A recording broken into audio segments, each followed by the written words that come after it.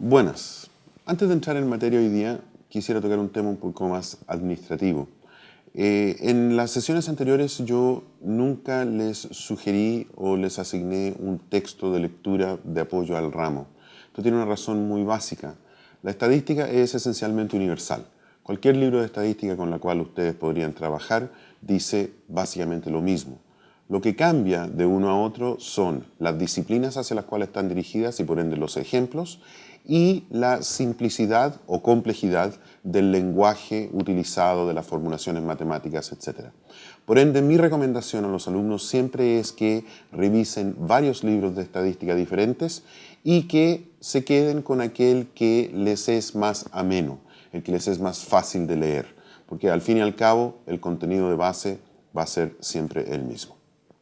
Bien, ahora, entrando a materia, aquí iniciamos lo que es la segunda parte del módulo de estadística en este ramo de metodología de la investigación. Y esta segunda parte del módulo se centra esencialmente en las pruebas de hipótesis.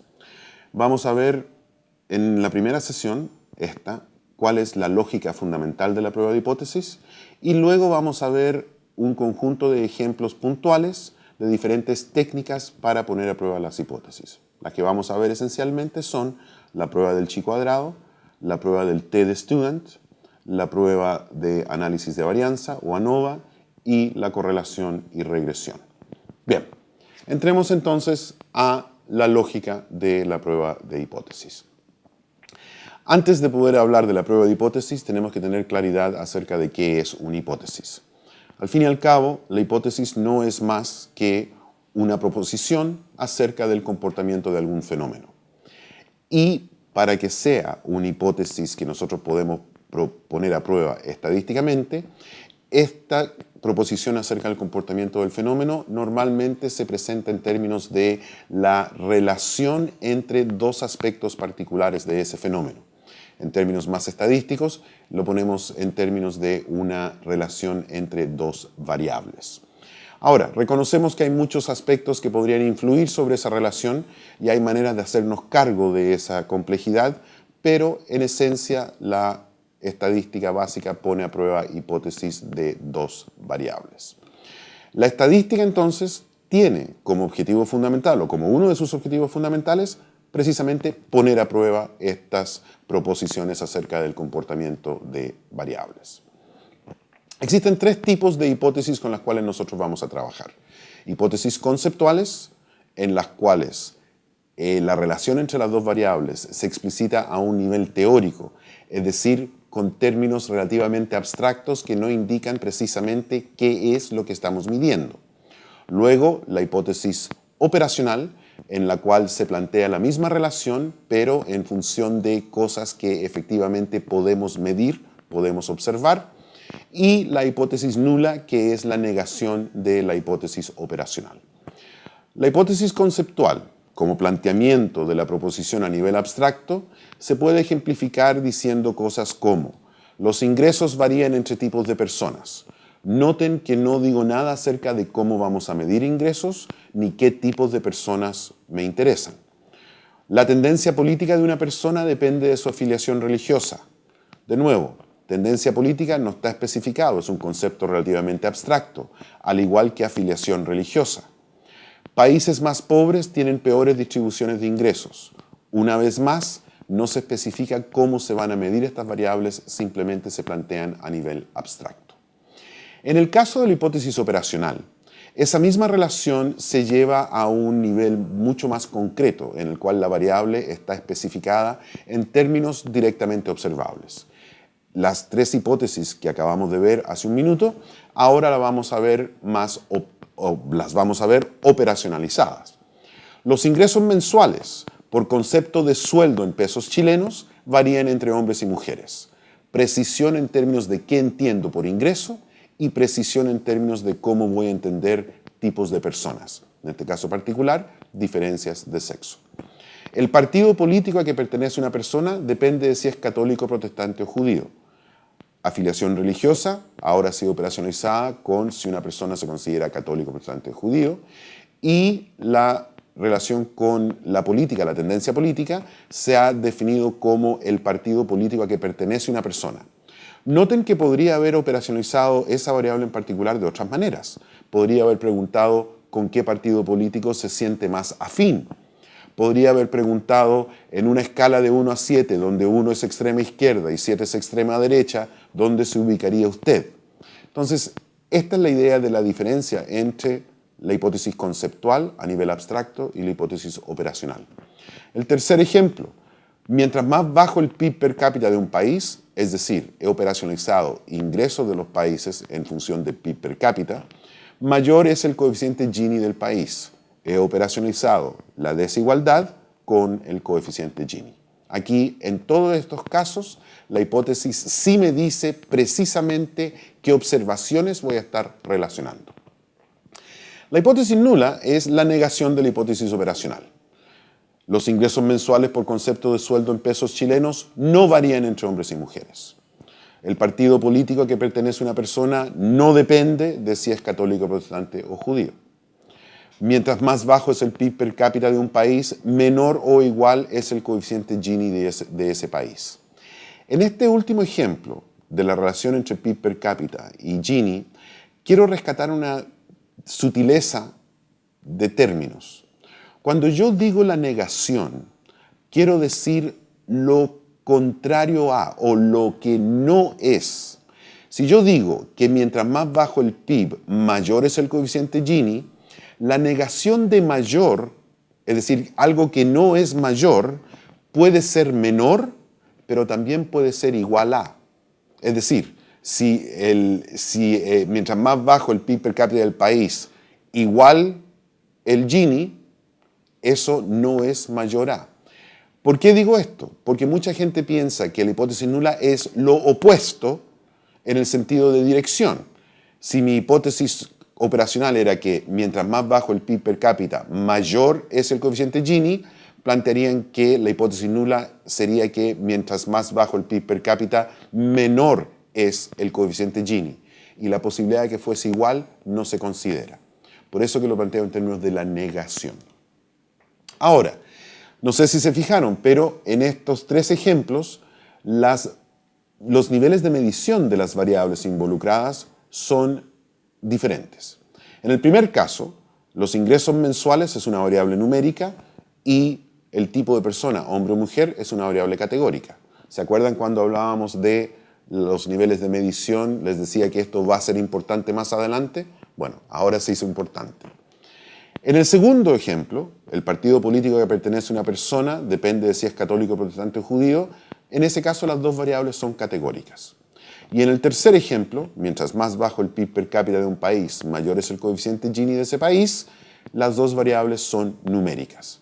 Fíjense que, como tenemos variables esencialmente numéricas y categóricas, con estos tres ejemplos he cubierto todas las posibilidades. O las dos variables son numéricas, o las dos variables son categóricas, o una es numérica y una es categórica. Ahora, ¿cómo se pone a prueba una hipótesis? Lo primero que hay que tener presente es que lo que nosotros hacemos con una prueba de hipótesis es poner a prueba la hipótesis nula. Por eso que es tan importante la hipótesis nula en el desarrollo del proyecto de investigación. Nosotros vamos a tomar una decisión acerca de esa hipótesis nula en base a los datos que tenemos y vamos a decidir si rechazamos esa hipótesis nula o si no rechazamos esa hipótesis nula. Como la hipótesis nula es la negación de la hipótesis operacional, un rechazo de la hipótesis nula implica un apoyo a la hipótesis operacional. Y si el proceso de operacionalización fue bien hecho, eso se puede entender también como apoyo a la hipótesis conceptual. Por el otro lado, si no logramos rechazar la hipótesis nula, no podemos apoyar nuestra hipótesis operacional. Y como no podemos apoyar nuestra hipótesis operacional, no podemos apoyar nuestra hipótesis conceptual. La lógica que subyace la prueba de hipótesis, y aquí quiero rescatar el hecho de que esta es una lógica transversal, es decir, toda prueba de hipótesis opera bajo esta misma lógica, con diferentes herramientas matemáticas, estadísticas, pero la lógica es transversal. Primero que nada, contraintuitivamente, en la prueba de hipótesis nosotros consideramos la hipótesis nula lo esperado. Y eso lo vamos a contrastar con lo que hemos observado a través de nuestros datos obtenidos, los datos que efectivamente hemos recogido en nuestra investigación. Entonces tenemos lo esperado, la hipótesis nula, y lo observado en nuestros datos. Esencialmente, la prueba de hipótesis es una comparación entre lo esperado bajo la hipótesis nula y lo observado en nuestros datos. ¿Cómo opera esta lógica? Quiero volver al ejemplo de los diferentes sueldos entre hombres y mujeres. La hipótesis nula establece que el sueldo promedio de los hombres es igual al sueldo promedio de las mujeres. Es decir, la diferencia esperada bajo la hipótesis nula es cero, no hay diferencia. Sin embargo, digamos que yo hice una encuesta en la cual le apliqué un instrumento a 500 hombres y 500 mujeres y en mis datos resulta que los hombres en promedio ganan 70,000 pesos más por mes que las mujeres. Es decir, diferencia observada, 70,000 pesos. La pregunta fundamental entonces es si la diferencia que yo observé en mi muestra refleja una diferencia real en la población. Déjeme plantear esto a un nivel un poquito más intuitivo.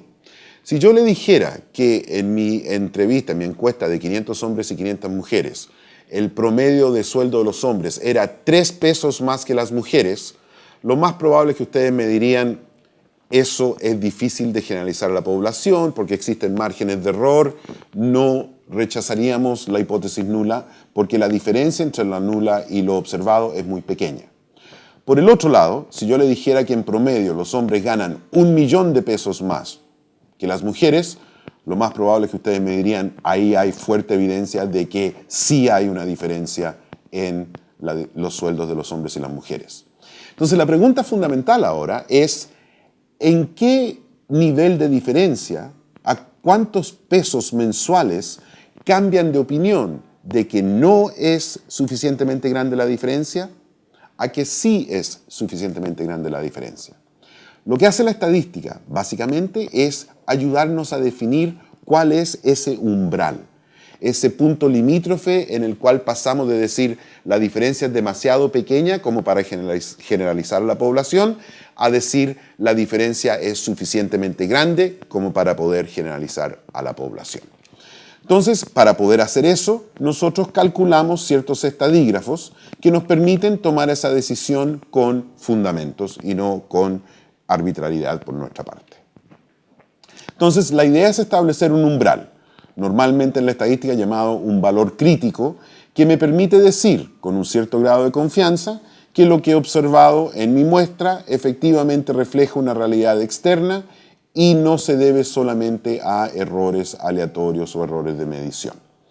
Entonces, con los datos observados, yo calculo un estadígrafo puntual, un valor observado, que contrasto con este umbral que acabo de definir, que es el valor crítico. Si el valor observado, es decir, si esta suerte de medida del tamaño de la diferencia que yo observé en mis datos es mayor que el valor crítico, es decir, la diferencia supera el umbral que yo definí, rechazo la hipótesis nula. Al rechazar la hipótesis nula, apoyo las hipótesis operacionales y conceptuales. Sin embargo, si este valor observado, esta medida de diferencia que yo obtuve de mis datos, está por debajo del umbral, me indica que esa diferencia no es suficientemente grande como para rechazar la hipótesis nula. Por ende, no rechazo la hipótesis nula y no apoyo la hipótesis operacional ni la hipótesis conceptual. Ahora, obviamente, en la medida que yo estoy tomando de este tipo de decisiones, existe la posibilidad de que yo cometa errores. ¿Okay?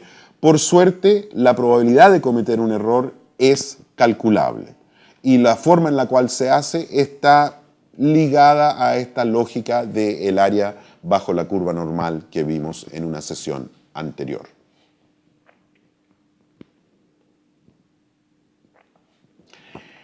El error tipo alfa es la probabilidad de cometer un error. Ustedes ya lo vieron, lo vimos cuando hablábamos de los intervalos de confianza. Yo decía, cuando tocaba el tema de los intervalos de confianza, que nosotros queríamos estar 95% seguros de la decisión que estábamos tomando. Al decir eso, yo lo que estoy diciendo tácitamente es que estoy 5% inseguro, es decir, hay una probabilidad de 5% de que yo esté en error. Ese alfa es el grado de inseguridad, la probabilidad de cometer un error. En el mundo de la ciencia normalmente se entiende como la probabilidad de cometer un error aceptable como un 5%. Hay variaciones ciertamente en diferentes áreas de la literatura, pero en términos generales, con un 5% de probabilidad de cometer un error, nosotros nos quedamos relativamente contentos. De hecho, si nosotros tomamos una decisión acerca de rechazar o no rechazar una hipótesis nula y tenemos una probabilidad de cometer un error de 5% o menos, nosotros decimos que ese resultado es estadísticamente significativo. Los pasos clásicos para poner a prueba una hipótesis. Primero que nada, ¿por qué los pasos clásicos? A mi edad, cuando yo estudié estadística, todo se hacía con papel y lápiz. Con suerte, una calculadora y para muchos de nosotros con una regla de cálculo. Entonces, yo hago una distinción entre cómo se pone a prueba una hipótesis haciendo la matemática a mano versus cómo se pone a prueba una hipótesis con un computador, con un software especializado de estadística, que vamos a ver más adelante en estas sesiones. El primer paso es decidir sobre el valor de alfa con que queremos trabajar, es decir, cuál es la probabilidad de cometer un error que nosotros estamos dispuestos a aceptar. Como dije, normalmente el 5%.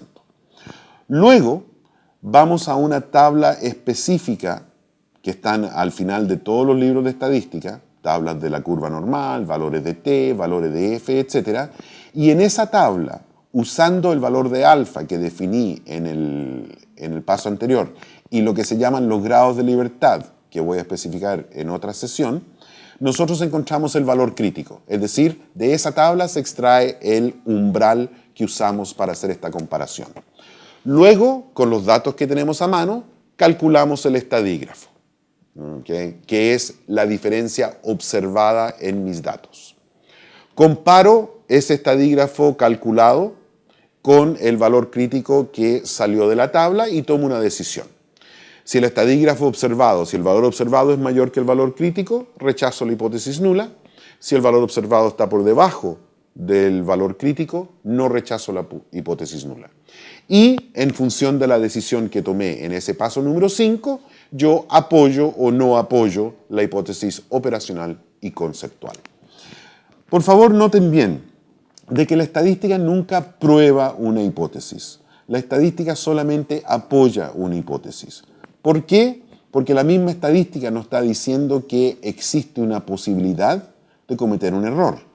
Ahora, la probabilidad de cometer un error es relativamente bajo. Por lo tanto, nosotros aceptamos como evidencia que apoya la hipótesis ese resultado. Pero nunca tenemos el 100% de certeza. Por eso que la estadística nunca comprueba una hipótesis. ¿Cuáles son los pasos modernos para poner a prueba una hipótesis? El primer paso es exactamente el mismo. Identificar o definir la probabilidad de cometer un error que yo estoy dispuesto a correr. El segundo paso, sin embargo, es diferente. En el segundo paso lo que yo hago es le pido al software estadístico, SAS, SPSS, estadística, el que sea, que me calcule el estadígrafo correspondiente y que además informe sobre su significancia. ¿Qué es lo que es la significancia? La significancia es el cálculo exacto de la probabilidad de cometer un error tipo alfa. Es decir, esa significancia es el computador diciéndome, señor Barriga, con los datos que usted me presentó y con el estadígrafo que yo calculé, si usted decide rechazar la hipótesis nula, la probabilidad de que usted esté cometiendo un error es tanto. Con esa información, la significancia que tengo que identificar en la salida del computador, yo voy a comparar esa probabilidad de cometer un error que el computador me arroja con el nivel alfa que yo estaba dispuesto a correr. Por lo tanto, si la probabilidad de cometer un error arrojada por el computador, por decir algo, me dice 2%, y yo estaba dispuesto a correr hasta un 5% probabilidad de cometer un error, la probabilidad de cometer un error es suficientemente baja como para poder rechazar la hipótesis nula con tranquilidad. Por el otro lado, si el computador me dice, señor Barriga, con estos datos, si usted rechaza la nula, la probabilidad de cometer un error es de 30%, obviamente esa probabilidad de cometer un error para mí es inaceptable. Yo estaba dispuesto a aceptar hasta un 5% y por lo tanto no rechazo la hipótesis nula. Y finalmente, en función de la decisión que tomé acerca de la hipótesis nula, nuevamente yo apoyo o no apoyo la hipótesis operacional y conceptual. Ahora, nosotros tenemos dos grandes familias de pruebas estadísticas, las paramétricas y las no paramétricas. Las paramétricas son aquellas que intentan generalizar el resultado desde mi muestra a la población, es decir, desde un estadígrafo muestral, estimar un parámetro poblacional.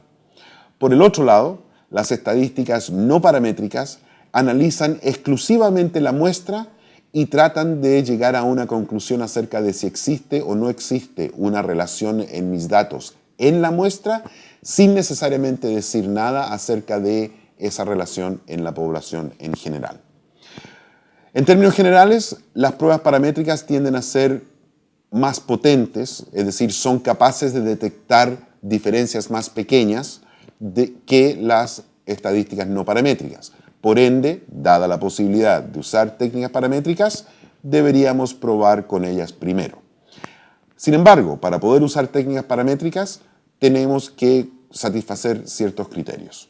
El primero es que al menos una de las dos variables sea numérica. El segundo es que esa variable numérica se distribuya normalmente. Ahora pueden ver por qué es importante cuando hacemos el estudio univariado de una sola variable, midamos el sesgo para ver si se cumple con el criterio de normalidad. Y finalmente, si estamos comparando grupos, necesitamos que cada grupo tenga mínimamente 30 casos. Y si estamos relacionando dos variables numéricas, o si estamos relacionando variables en general, se exige que tengamos por lo menos 30 personas por variable que está siendo relacionada. Estos criterios no son dogma, estos criterios son orientadores. ¿Qué quiero decir con eso? Si tengo un grupo con 30 personas y otro grupo con 28, puedo usar una técnica paramétrica. Ahora, si tengo un grupo con 24 y el otro con 20, preferiblemente no usemos las técnicas paramétricas. Entonces, si examinamos las estadísticas básicas, de las cuales vamos a ver muchas aquí, podemos generar una pequeña tabla en la cual distinguimos entre las pruebas paramétricas y no paramétricas en función de los criterios de la diapositiva anterior y la naturaleza, el nivel de medición de mis variables, si son dos variables categóricas, dos numéricas o una y una. Como pueden ver, cuando tengo dos variables categóricas, no tengo una prueba paramétrica a mi disposición, porque para poder usar pruebas paramétricas, una de mis variables como mínimo tiene que ser numérica. Por ende, solamente tenemos una prueba no paramétrica, que es, en este caso puntual, el chi cuadrado. Cuando tengo una variable categórica, que me separa mis datos en grupos, y una numérica, la próxima pregunta que me tengo que hacer es ¿cuántos grupos estoy analizando? Si tengo dos grupos y mi variable numérica cumple con los criterios de parametricidad, utilizo la prueba de T de student. Si no se cumplen los criterios de parametricidad, se utiliza la prueba de U de Mann-Whitney. Si tengo más de dos grupos y se cumplen los criterios de parametricidad, utilizo el análisis de varianza o el ANOVA. Y si tengo más de dos grupos y no se cumplen los criterios de parametricidad, utilizo la H de Kruskal-Wallis. Y si tengo dos variables numéricas y sí se cumplen los criterios de parametricidad, utilizo la correlación de Pearson y la regresión. Y si no se cumplen los criterios de parametricidad, utilizo la correlación de Spearman.